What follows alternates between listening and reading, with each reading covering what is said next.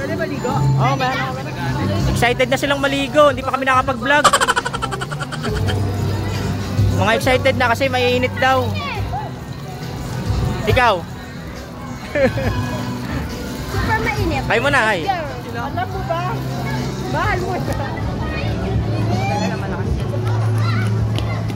Ate!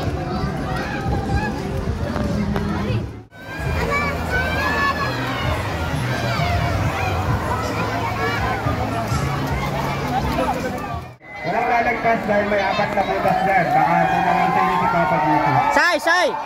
Say! Say! Say! Sinakit ko lang dyan sa tali. At naputong yung tali. Hihinto natin yung alon. Kaya huwag nyo na lang pong hahawakan sa sabitan, na nagpitilan, o upuan, o tatayuan. Yung tali, aapakan. Huwag nyo pong aapakan para hindi naputong. Dahil pag naputong yan, hihinto natin yung alon. Kaya muli lang po kami nga paalala sa lahat po ng magulang na may kasamang maliliit na bata sa samahan pabantayan na hawakan para pag umalon at nahampas sa maliliit na bata ng Tilbrook Management na naman po nga masisira o mawawala sa mga gamit ninyo. Okay, start na po tayo ang topic to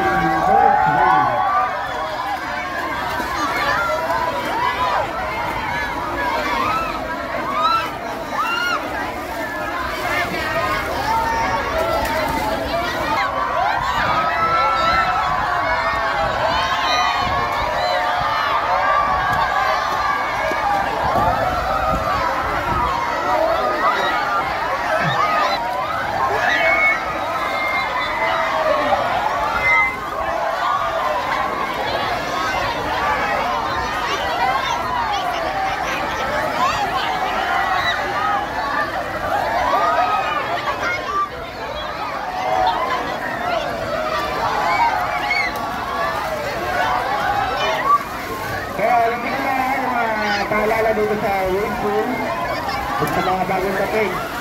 So wala na lang po ang lalagpas dyan sa tali dahil may 4 na butas po dyan at para magwasan ng aksidente. Sunod na lang po, simple lang naman, walang lalagpas. At wala rin po kahawak dyan sa tali.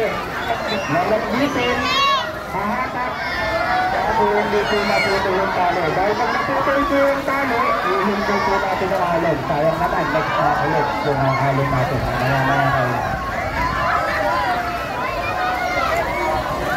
So sabihin na naman kayo bakit nakakarinig. Huwag po nung naman po sabihin kayo na hindi na kayo narinig at hindi na naiintindihan yung sinasabi ko. Masabihan na lang yung mga kasama nyo.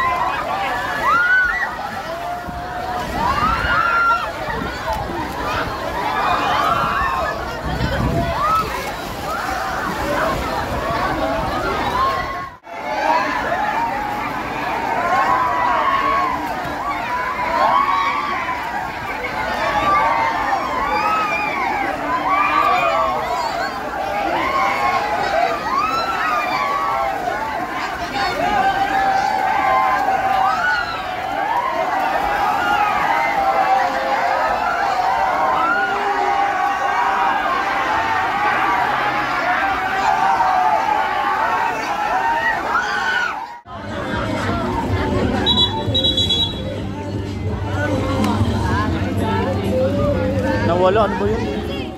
Tabi. Uwi.